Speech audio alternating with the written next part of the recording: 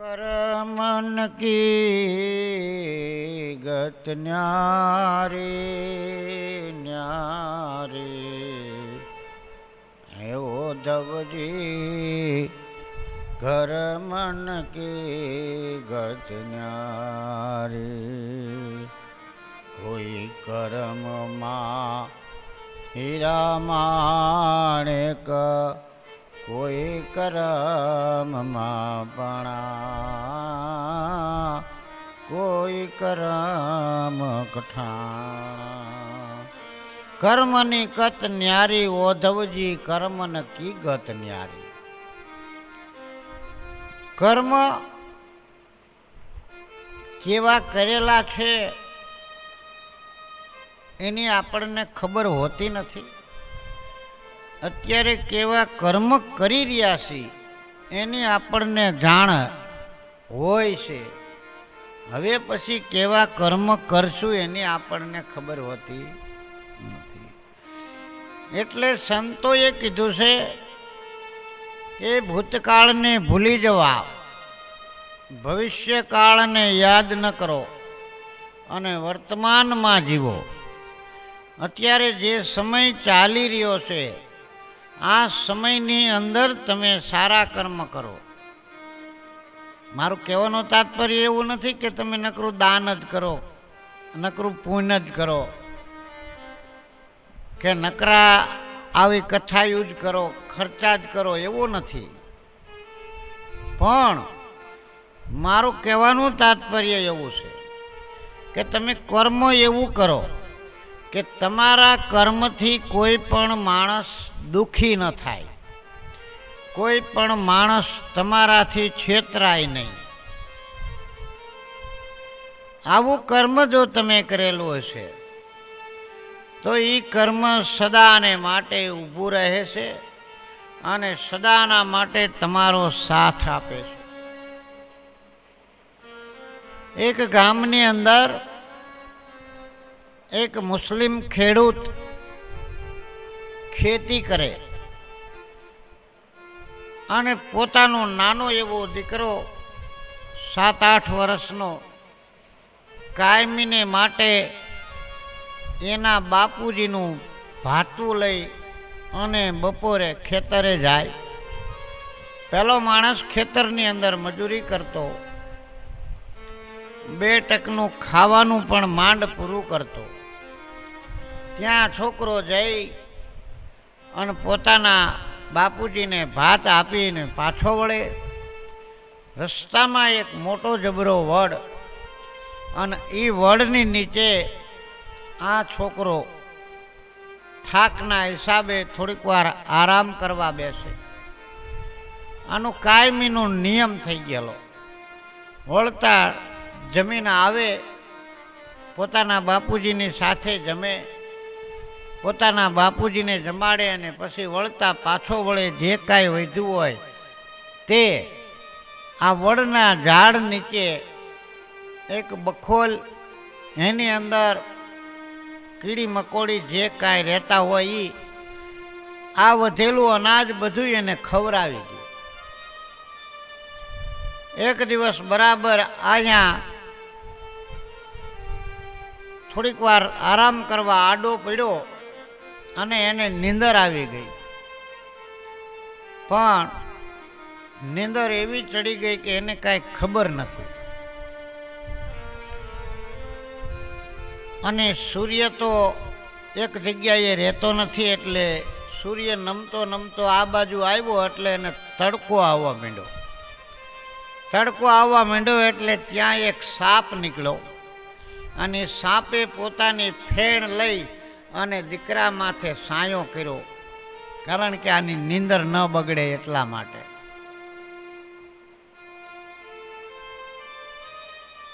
ત્યાં અહીંયાથી એક વટે માર્ગુ નીકળ્યો. હવે આ નાગ સાયો કરીને બેઠો છે ને પેલો વટે માર્ગુ ત્યાં નીકળ્યો એટલે તરત જ થોડીક વાર આ દ્રશ્ય જોઈ અને ઊભો રહી ગયો. પણ સળવળાટ થવા માંડ્યો એટલે દીકરાની નીંદર ઉડી ગઈ. એટલે સાપ તો જતો રહ્યો પેલા વટે માર્ગું કે દીકરા પાણી છે? એટલે કે હા બાપુ પાણી છે. પાણી પાયું. વટે માર્ગું પણ થોડીક વાર ત્યાં બેઠો એટલે તરત જ ઓલા વટે માર્ગુએ કીધું કે બેટા તું એક દિવસના સમયે બાદશાહ થાઈશ.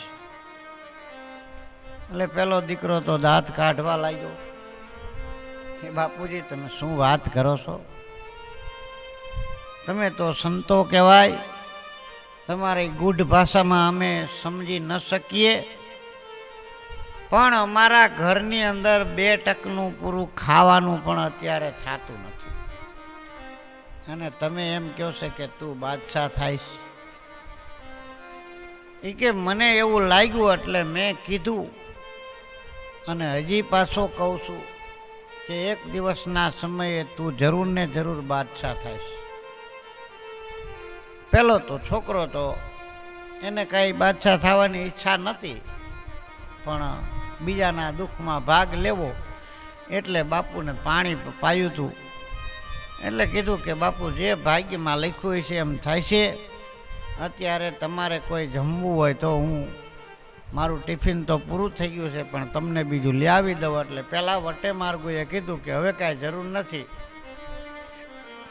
તેમ કરીને આ વટે માર્ગું તો ચાલતો થઈ ગયો. દીકરો ધીરે ધીરે મોટો થયો, 17-18 વર્ષનો થયો એટલે ગામની અંદર બાદશાહે જાહેર કર્યું કે આપણા ગામની અંદર કોઈ એવા જુવાનિયા હોય તો આપણે એને લશ્કરમાં ભરતી કરવાના. એમાં છોકરાને પણ લશ્કરમાં ભરતી થઈ ગયો, પણ લશ્કરની અંદર પોતે નીતિ નિયમ વાળો તો પહેલાંથી જ હતો. લશ્કરની અંદર આવ્યા પછી બધાને પ્રેમ કરે, સૈનિકોની સાથે સારું એવું વર્તન કરે કે જે ન પૂછો વાત.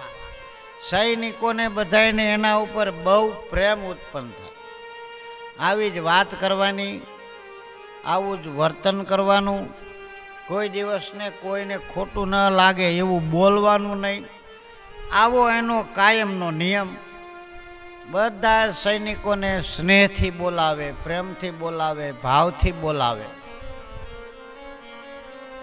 રાજાને પણ એના ઉપર, બાદશાહને પણ એના ઉપર બહુ મજા આવી ગઈ.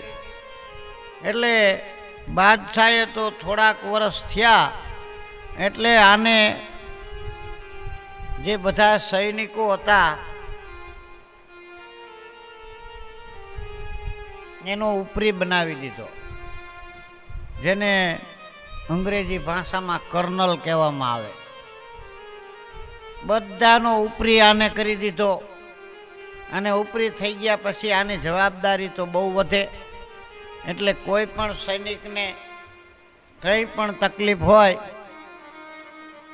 પૈસાની ટકાની, કોઈ રજા લેવી હોય, કોઈના ઘરે તકલીફ હોય તો એકાબીજાના, માની લ્યો કે આજ આ ભાઈની નોકરી છે ને એને તકલીફ છે એટલે ત્યાં બીજા માણસને મોકલી દે અને એને એ જગ્યાએ ગોઠવી દે. એટલે ઓલાને પણ આનંદ થયો. એટલે બધાને કર્નલ ઉપર બહુ પ્રેમ જાગ્યો, ગામને બધાને પ્રેમ જાગ્યો. પણ અમુક માણસો ગામ હોય અહીંયા ભગવાને કેમ કોડા નાખ્યા એવા કોડા હોય, એટલે આનું આ જોઈ ન શકે. એટલે બધાને ઈર્ષા થવા માંડી.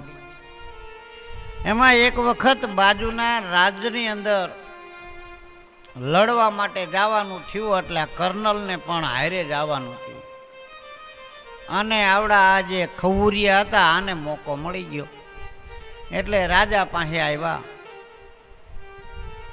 હવે ઓલો તો ઓલું રજવાડું જીતી અને ઘણો ધન સામાન જે કાંઈ પોલાનું હતું એ બધો સામાન આપણે રાજ દરબારની અંદર લઈ જાવો એવા નિયમથી પોતે જેટલા હીરા ઝવેરાત હતા એ ઘોડા ઉપર બાંધી અને નીકળ્યો. હવે આ બાજુ આ બાદશાહને વાત કરી કે તમે જે ઓલો નવો કર્નલ બનાવ્યો છે ને? એટલે રાજા કે હા. અરે એ તમારી તો બહુ ઓલી કરે છે અને ગમે તે દિવસે તમારા ઉપર એ ખોટી ઓલી કરશે, અને આવાને તમે ક્યાં રાખ્યો કે અને આજ જો તમારા ઉપર જ ઈ લડાઈ કરવા આવી રહ્યો છે.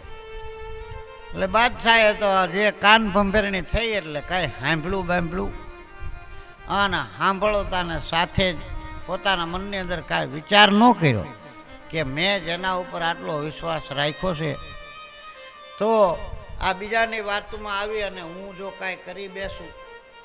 પણ આવો વિચાર આવ્યો નહીં એટલે રાજા પણ પોતાના રાજ દરબારમાં જેટલા કાંઈક સૈનિકો હતા એ થોડાક લઈ અને આની સામે યુદ્ધ કરવા માટે નીકળી પડ્યો. પેલાને ખબર નથી કે આ અમારો બાદશાહ અમારા ઉપર લડાઈ કરવા આવી ગયો છે. એટલે એને તો તરત જ લડાઈ કરવા આવ્યા એટલે લડવું તો પડે. સૈનિકો બધા લડવા માંડ્યા. પણ રાજ દરબારમાંથી જે સૈનિકો આવ્યા હતા એ થોડાક ઓછા અને કર્નલ આરે સૈનિકો હતા એ જાજા. એટલે રાજના બાદશાહનું પણ મૃત્યુ થઈ ગયું. બાદશાહનું મૃત્યુ થઈ ગયું અને કોઈને ખબર નથી કે અમારો બાદશાહ છે. આ તો આવ્યા તો બાદશાહ તો મૃત્યુ પામેલો.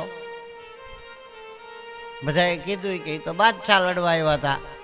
આને મનની અંદર ઘણું દુઃખ થયું કે બાદશાહે મારા ઉપર આવું લડાઈ કરી. પણ એને ખબર નથી કે આવડા ખવુરિયાએ મોકલાય છે. એટલે બધાએ વિચાર કર્યો કે હવે આ બાદશાહ કોને કરવો. એટલે જે ગામના તો બધા પહેલેથી જ આના તરફ હતા.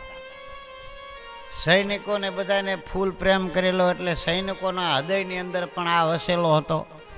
એટલે તરત જ કીધું કે અમારે બીજા કોઈ બાદશાહ ગોતવાના થતા નથી, તમને જ અમારે બાદશાહ બનાવી દેવા છે.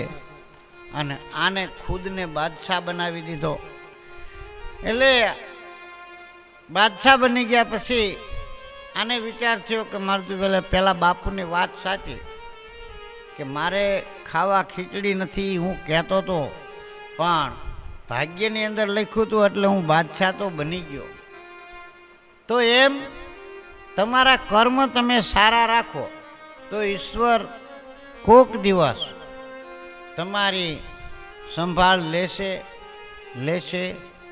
અને લેશે.